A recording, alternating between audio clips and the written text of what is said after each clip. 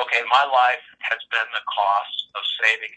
So let's talk about your life. What is it that right? What is it that you in your life? Let's talk about it. So what have you done so that you were able to get access to Al Qaeda and you know this? So then, are you like aligned? Were you like in the CIA, or you know, are you in other words, are you one of them? Well,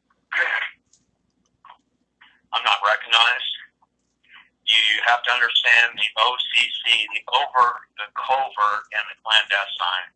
The overt is your beat cop. He is in a black and white. He's visually recognized, and everything he does is a matter of public record.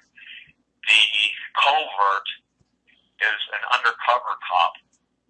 You do not know he's a cop, and it's not what he does. It's not a matter of public record until he releases it, until it goes to court. The clandestine is never to be revealed to the public. All of these things are necessary in order to maintain a free society. My experience, I was indoctrinated from birth. I really can't explain how I could find these people, but I do every time. That's all that has kept me alive. Just this, well, if I don't do it, then I face ramifications to my family. I have no choice. But now I am going to the overt, and CIA can go hang. There's executive orders out. They're supposed to bring in all the ultra and surge subjects, compensate us fiscally, and give us the psychiatric care that we needed to reverse the process. It's never been done, ever. I'm sometimes ashamed to be American, and other times it's the only thing that keeps me alive. Well, that's what I hear there. I hear a great conflict where you're talking about what happened to you and you're angry about it, and then at the same time you're defending our country. Now, listen, a country run by despots and evil, crazy people. I mean, it's not, this is just it's not part of the solution, Paul. You know what I'm saying? And There are many aspects that are very, very wrong with America, but our system is oh the no, the best. system is great. No, we just have to And we restore the. must defend it. I There agree. are so many naysayers. It really pisses me off when Hmm. someone says, my vote doesn't count. They're just going to do whatever they want to do. Well, hey, stupid ass. Our system is such that a single guy, me, I can sponsor a bill in the state senate for under $1,000 and 200 signatures. You don't get that anywhere else in the world except for America. I love America, but it's a love-hate relationship.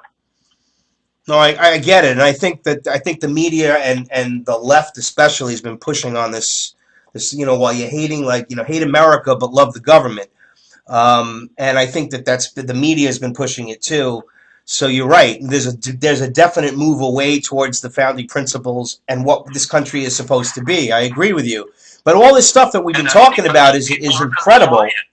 People don't stand up for the rights, and we I lose still them everything that you're piece by talking. piece. Right. Everything you've been talking about is really incredible. Let's get to the heart of this. How do I know that all this stuff is true? I mean, how can we verify like this connection that who did you speak to in Al Qaeda, or who did you know that gave you the insight about this nuclear threat we have? Because I mean, there's some, it's almost New Year's Okay. Eve, right? I mean, I was in contact with Richard Helms and my uncle Walter through 1999. I first got into, after the Bush administration, we knew something was going to happen. Bush had ordered our special forces into Iraq, and all the oil tank farms there, hundreds of millions of barrels of oil, were routed to one pumping station in the Persian Gulf. And Bush says, Hussein, give up, or I'm going to pop this cap and pollute the Gulf. Hussein took 6 weeks to respond, and then basically said, stick it. So Bush's ultimatum, he carried it through and became, in foreign press, the World Court actually has prosecuted prosecuted him for crimes against humanity Yes. and absentia, and he is wanted. He can't go to Canada. I know. Because he's a wanted war criminal. Okay, so he flutes the Gulf. There are 11 nations and principalities on that Gulf, 11. And yes, that is the 11 from 9/11. And they began to formulate retaliation. All Ulster kids, which, again, an umbrella term, were made aware that was job one. We have to do something. And I've done other things like that before. I handed off when it got to a certain point, and the suits and the spooks would take care of it. When I learned that 9/11 was a go, it was the winter of 1999.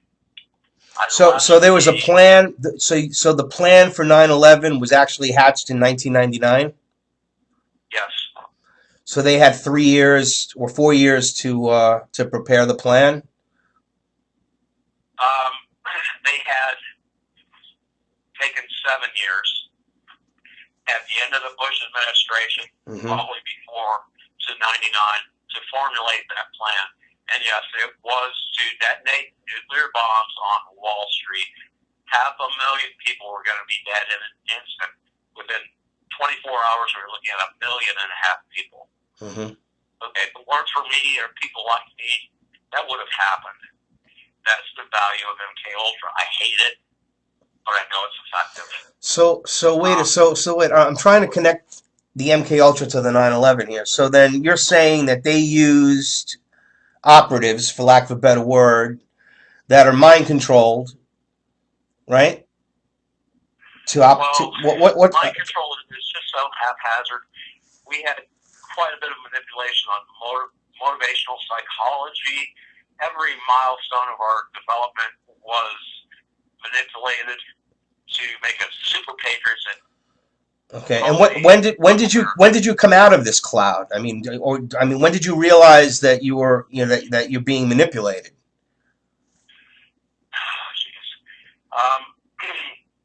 Several things can bring back the memories and the realization that something's wrong, from concussion to electric shock to a traumatic or very painful event. Yeah, but what happened to you? The first time was about 1970. I was playing ball with a couple friends of mine and their dad, and I've been in hospitals for various bogus reasons all my life, so they could do more crap to me. Wow. And I got hit in the eye with a fastball, and it knocked me out.